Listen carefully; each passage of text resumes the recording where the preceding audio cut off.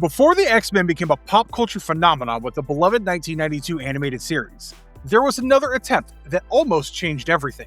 Pryde of the X-Men was not a series but a single animated pilot produced by Marvel Studios. It introduced audiences to the mutant world through Kitty Pryde's first day at Xavier's school. Even though the project had amazing animation by Toei Animation, a comic-accurate cast and costumes, and narration by Stan Lee, it never moved beyond that one episode. So, what exactly went wrong with this project that it never got picked up? Let's take a deep dive into the matter and find out what happened to the promising pilot, Pryde of the X-Men. The circuit.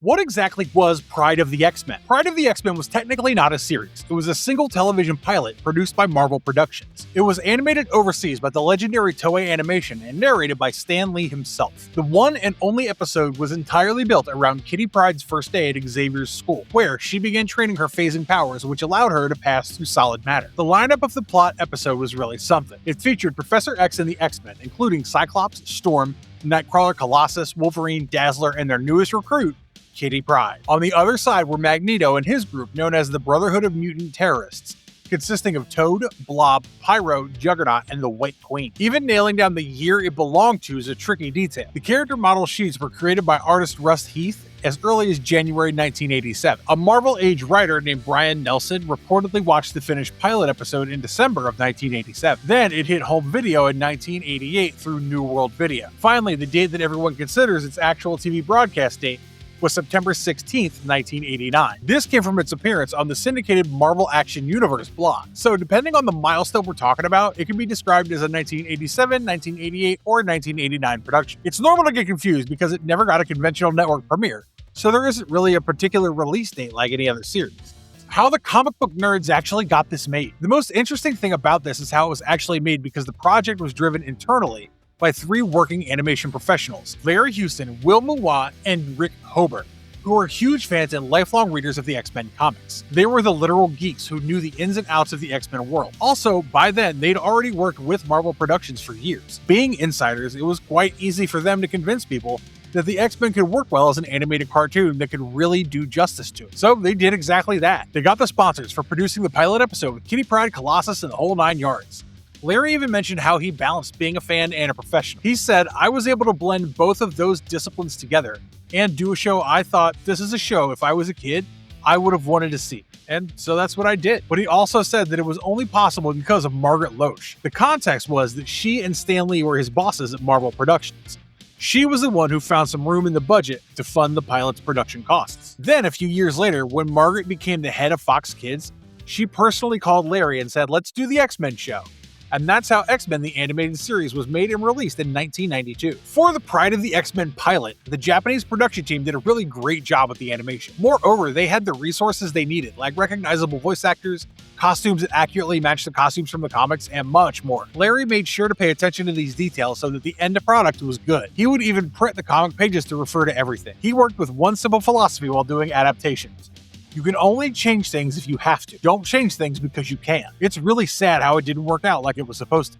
What actually happened in the pilot? It began with the X-Men's archenemy, Magneto, a mutant who could control magnetism and manipulate metal. He was being transported in a military convoy while trapped in a force field that prevented him from using his powers. But then Emma Frost, the White Queen, used her telepathic powers to control the human drivers and soldiers, freeing Magneto from the force field and taking him back to the base of Asteroid M to assemble the Brotherhood of Mutant Terrorists. Back at Professor Xavier's school, Kitty began training her phasing powers. She also introduced herself to the X-Men in the Danger Room. Everybody was fine, but she was frightened by Nightcrawler's demonic appearance. She absolutely lost it, and seeing her reaction, Wolverine was quite against her recruitment. Magneto made a plan and sent Pyro and Blob to get the tracking coordinates for the Scorpio comet that was coming towards Earth. His other plan was to distract the X-Men while he and Juggernaut invaded the X-Mansion. But Xavier read Magneto's actual thoughts and discovered that he was trying to steal the mutant power circuit of Cerebro, which was a device used to detect and locate mutants. Xavier handed the device to Kitty and told her to run away, but Magneto managed to get a hold of it. When the X-Men returned after their face-off with Blob and Pyro, they found the Professor and Kitty lying unconscious in the ruins of the mansion. Once again, Xavier read Magneto's mind and learned about his master plan. He wanted the comet to collide with Earth and cause another ice age, which would weaken the humans and let the mutants take over. So the X-Men immediately left for Asteroid M, but they asked Kitty to stay behind, because she wasn't trained enough to take part in a dangerous mission yet. But Kitty wanted to make amends for her earlier failures and prove her worth as a member of the X-Men. So she boarded the Blackbird with Xavier's permission and hid there. As they reached the asteroid, the X-Men scattered and took on their respective roles. Storm sealed the breach, the X-Men blew into Asteroid M. Dazzler faced Pyro while Wolverine trapped Toad. Colossus fought Juggernaut, and Cyclops battled the White Queen. Kitty made her entrance the moment Magneto tried to blast Nightcrawler. Magneto accidentally blasted the wiring of his device. Nightcrawler teleported and used his body as a conductor. Kitty knocked Magneto to the floor as he tried to redirect the comet toward Asteroid M. Nightcrawler had to put his life on the line to complete the machine's circuit, otherwise the comet would have changed course towards Earth. This was the tensest moment in the entire episode. The X-Men watched Nightcrawler teleport at the very last moment as the comet and the asteroid collided. The team tried their best to save him using the Blackbird's grappler arms, but they missed, and for a moment, everyone thought they'd lost him. But as the team was mourning him, he appeared from a storage locker, saying that he teleported himself into the plane before the atmospheric compression ignited his suit. Everyone was impressed with Kitty's efforts, but Wolverine still kept insisting she was not a member of the X-Men yet. And that's how the episode came to an end. It was the one and only episode that ever aired. Why does the plot matter? The pilot was engineered in such a way that the audience would get hit by a truckload of information, but wouldn't feel overwhelmed by it. It was done to get all the viewers hooked from the first episode itself. It didn't work out as well as planned, but I'll come back to that in a little bit. So just imagine, in 22 minutes, they showed Xavier's mansion, the Danger Room, Cerebro, the Blackbird, Asteroid M, 8 friggin' heroes, 6 major villains, and Kitty, and all of them had different powers. Not only that, but we almost experienced the death of a character in the same episode. Plus, there was a global extinction threat and the theme of mutant prejudice. Seriously? Nobody would believe this wasn't the plot of a 2-hour movie or a 6-episode series. It was really impressive how they managed to pull it all off, but it's also understandable why the executives found the concept difficult. It was difficult to keep track of all the different characters, powers, accents, equipment, and comic book terminology they were introducing in the pilot one after another. Where all this came from in the comics. The pilot basically mashed several issues and plotlines from the comics into one single episode. It mostly drew from Chris Claremont and John Byrne's run on the comics, specifically Uncanny X-Men issues 129 through 139. Kitty Pryde made her debut in issue 129 back in 1980. She was the 13-year-old mutant who was recruited by both Professor Xavier School and its rival academy, Emma Frost's Massachusetts Academy, but she formally joined the X-Men in issue number 139. Dazzler also debuted around the same time period in issue 130.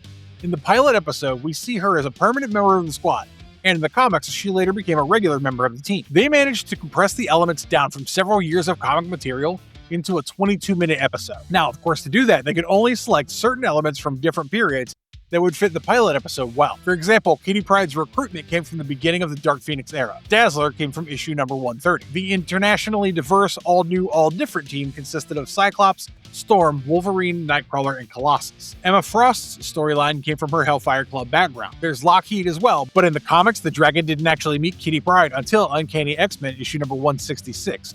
Which came much later than Kitty's introduction. That's why it's not considered a direct adaptation of the Dark Phoenix saga. The creators wanted to make a television-friendly version that would build anticipation by introducing as many characters and abilities as possible within a time span of 22 minutes. Why was Kitty Pryde chosen? They deliberately chose Kitty Pryde to attract attention and create an entry point for viewers beyond comic fans. Kitty provided both a child's perspective and an outsider's perspective on the show. Through her lens, the audience could be introduced to the X-Men world. That way, it was less confusing and much easier to introduce all the different plot lines involving the characters, the mansion, and the team itself. The creators were really the masterminds of bringing this solution to the pilot's exposition problem. Why did Dazzler get a spot on the team and Jean Grey didn't? Dazzler's permanent position on the team was one of the most well-calculated commercial decisions made for the pilot. During the late 1970s and 1980s, Dazzler was partly developed through discussions involving Marvel, the music business, and potential multimedia projects. Marvel and its corporate partners thought about using her as the basis for a music, film, or television project. Although she wasn't part of that particular comic book lineup, her addition made it feel like she was meant to be a core member of the team. She had the ability to convert sound into intense light and energy blasts. When Kitty arrived as a new recruit, Dazzler welcomed her warmly, like a big sister figure. With her amazing powers, she fought fiercely against Pyro. Seeing her character development in the pilot, executives saw numerous commercial possibilities in her as a performer or a potential multimedia character. Meanwhile, Jean Grey was completely left off the list. First, according to animator and artist Rick Hoberg, the producers wanted to keep the main team size manageable, and there were already 8 members. Moreover, Jean Grey also had telepathic powers like Professor Xavier, so the creators didn't really need another character with similar abilities. Another reason was that Dazzler had so long been associated with proposed multimedia projects, including film and music concepts. So in the pilot, they chose Dazzler over Jean Grey because she was more commercially appealing. What was up with Wolverine's Australian accent? This was, hands down, one of the most famous controversies when the pilot aired. The thing is, Wolverine is a full-fledged Canadian, but Patrick Piney voiced Wolverine throughout the episode with a thick Australian accent. It became a controversy because fans noticed that change and they were confused as hell. It was neither the actor's fault nor based on the comics. According to the editor and voice director Rick Hoberg, the production team wanted to bring that Aussie fan vibe to the pilot, which was trending in American pop culture at the time, because of the popularity of Australian films and stars in the 1980s. The funniest thing is that the same thing had happened before, in 1981, in a Spider-Man and His Amazing Friends episode titled A Firestar is Born, where Wolverine first appeared with an accent that also sounded Australian. But people especially noticed it in Pride of the X-Men, and it became a controversy. Technically then, it wasn't a new change at all, rather they continued with the same decision Marvel had made earlier. This controversial creative choice ended up aging with an unexpected irony. Years later, when the live-action Wolverine was made, our beloved actor Hugh Jackman was cast as Wolverine, and you already know that he's Australian. In the meantime, the 1992 cartoon corrected the mistake and gave us Cal Dodds' gruff Canadian Wolverine, and an entire generation grew up knowing this version of Wolverine. The Australian accent controversy wasn't responsible for the downfall of the pilot, but it reflected a bigger issue in which executives tried to make these characters marketable without actually knowing what made them work. So why didn't this become a real series? There were so many reasons why it didn't work as a series. Houston clearly stated that back then there were 3 major networks: CBS, NBC, and ABC. None of these networks understood the pitch or were interested in backing it. They didn't understand what a mutant even was or why the team members fought with each other. Even Will Minois said the same thing. The networks failed to understand the concept itself. But thinking from a network executive's perspective, it does make some sense. What they saw was a team of superheroes who argued with each other, and a set of villains who, at times, appear more politically and emotionally sympathetic than the heroes. Whether you were a fan of the comics or not, you had to understand the concept of mutants as a distinct social group, anti-mutant prejudice, Xavier and Magneto's competing ideologies, Wolverine's hostility towards authority, and how to follow a larger ensemble rather than one obvious protagonist. Houston mentioned that Wolverine's abrasiveness confused the executives even more. Anyway, all of this was packed into a Saturday morning slot, which sounds like a stressful start to the weekend. Even though the X-Men were cool, nobody knew how to explain mutant civil rights symbolism to a broadcast executive in the 1980s. On top of that, the merchandising math didn't add up either. Saturday morning slots were full of cartoons tied to toys, licensing, and other consumer products. Producers weren't sure whether the X-Men merchandise would sell. Eventually, in the 1990s, it became an enormous deal in the toy market, but nobody could envision that in the 80s. They were doubtful about investing in the large cast, thinking there would be more expenditure than profit. There was another issue as well. The syndicated cartoon market was falling. Toy companies were pulling back from funding new shows.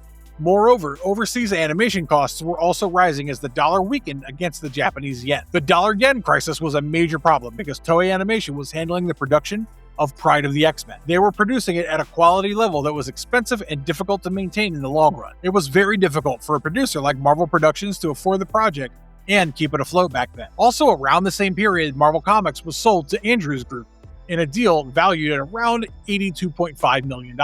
Therefore, Marvel's animation operations are being reorganized within New World's television business. So back then, a lot of Marvel projects suffered. Staff and creative teams were laid off or relocated. Under these conditions, reviving an unsold and potentially expensive show like Pride of the X-Men was not at all possible. So saying Marvel went broke and that's why the show got canceled isn't really accurate because there was no show to cancel. From the very beginning, things were not working in Pride's favor. It was rejected by the networks, while corporate and market issues prevented it from moving forward. The financial mess just closed the door on ever reviving it. Was the Robocop budget story a myth or a fact? There's a widely repeated claim that Marvel had some leftover money from the Robocop animated series. The series was supposed to have 13 episodes, but only 12 were produced, so a small portion of the budget was left. Here's the story. Apparently, this leftover money was quietly redirected to fund Pride of the X-Men. This news was even on Wikipedia for years. Finally, to resolve this issue, researcher Sean Robert studied the matter thoroughly. He tracked down the original Marvel Age issues, heritage auction listings of the actual model sheets, and even the specific Wikipedia edit history. He found that the character model sheets were created by Russ Heath, dated back to January of 1987. In December of 1987, a Marvel Age writer even arranged a private screening of the finished plot. These times did not align with the rumors at all. It happened months before the Robocop movie had even reached theaters. let alone before an animated spin-off could have been commissioned, produced, and then trimmed down to free up the budget. The 13-1 episode count logic was baseless because Marvel never really operated on a strict 13-episode syndication package. It was also undermined by the Dino Riders show, which ran under the same block and had 14 episodes. Again, this undermines the idea that Saturday morning show budgets were reshuffled between shows. What Larry Houston confirmed was that Margaret Loesch found some room in Marvel's existing budget to give the green light to the pilot. Otherwise, there's no solid evidence of Robocop money going into the Pryde production. It's just claims and rumors that people read from unverified sources, heard in YouTube videos, and thought were facts. What worked about the plot? Even people who clown on the writing tend to agree that the animation was dope. Toei Animation was the studio behind several major American action cartoons of that era, like Dungeons & Dragons, G.I. Joe, and the Transformers. The quality of the animation was top-notch. In Pryde of the X-Men, this was visible in various sequences, like the Danger Room scenes, Storm's weather effects, Magneto dismantling the prison, Nightcrawler's teleportation, the comet sequence, the Blackbird flying through space, and the Asteroid M battle. Basically, the entire plot was visually impressive. The visual characterization was also on the mark. Characters who had fewer lines were understandable through their actions. The message they tried to spread was also communicated clearly. Kitty feared Nightcrawler because of his appearance, but in the end, she risked her life on a dangerous mission alongside him to save the planet. Even though the message was simple, it connected to the X-Men's broader anti-prejudice premise. The costume design was another good thing about the pilot. They replicated the exact costumes from the comic books instead of simplifying them like other 80s adaptations. Among them, the costumes that I still remember to this day were Dazzler's disco-rooted outfit design, Nightcrawler's classic red and black look, and Wolverine's brown and tan suit. CBR specifically considered this one of the pilot's best decisions, because these costumes remained recognizable for the better part of a decade in the comics. Also, the voice cast, apart from the Australian accent issue, was really stacked. Michael Bell gave Cyclops a real commanding nature. Earl Bowen was exceptionally theatrical as Magneto, and Kathy Susie, who had already voiced a ton of your favorite 1990s cartoon characters, voiced Kitty. Lastly, Stan Lee's narration brought the whole thing together with that unmistakable Marvel Presents showmanship. He brought the same energy to the table that was present in earlier Hulk and Spider-Man cartoons. It explains why he remained Marvel's most recognizable public ambassador until his death. So what didn't work? As I mentioned before, they tried to do too much in far too little time. Even if you're trying to sell a product, the content shouldn't feel overwhelming to the viewers. But it did feel overwhelming. They introduced at least 15 main characters with different abilities and weapons in 22 minutes. Obviously, when you're trying to fit so many plot lines into so little time, you naturally have to sacrifice their depth. The episode also didn't flow consistently.